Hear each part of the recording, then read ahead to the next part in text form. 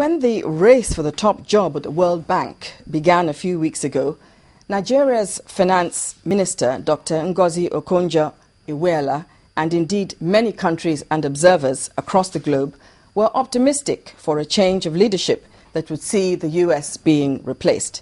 Although the campaign for meritocracy resonated across the world, it appears the journey for a change in the selection process will be a long one. Our correspondent, Esther Ubudaga, takes a look at Dr. Ngozi Okonjo-Iweala's journey. Okay. I've kept you waiting. A few weeks ago, when Dr. Ngozi Okonjo-Iweala's candidacy was announced, she fast became a global favorite for the top job. Africa is excited about this nomination.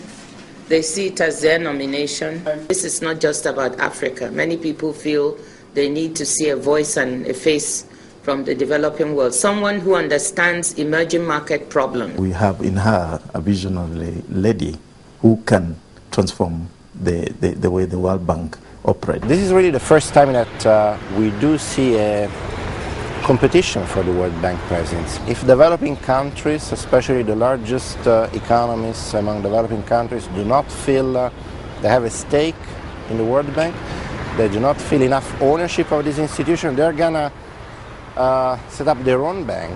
I grew up in a village in Nigeria with my Facing panelists at her interview recently, she gave a compelling presentation and bursting with optimism. She even praised the United States for the new opportunity given to developing nations to participate. Many people keep worrying that America will drop this institution if it has a leader that is selected based on merit. I think when this compact was signed, the U.S. was part of it. They signed on to it. We value the U.S. tremendously. U.S. is the biggest donor to IDA, along with the U.K. But they were there. They signed on to this process. And these are the values that Americans cherish.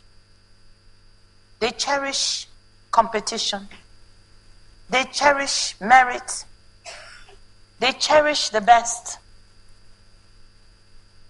And I don't know why they would not cherish it at an institution of global significance sitting in their capital. So I am not pessimistic. I really think that we should need to turn this question around. And we need to say to the American people that your government has done something unprecedented. America has been a leader in so many places and so many things. The world is asking the U.S. to lead on this.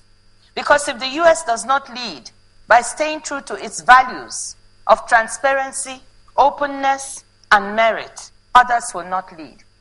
However, when the voting process began, it became clear that the U.S., with strong support from its allies such as Europe, Japan, and some emerging economies, was not ready to relinquish its stranglehold on the post.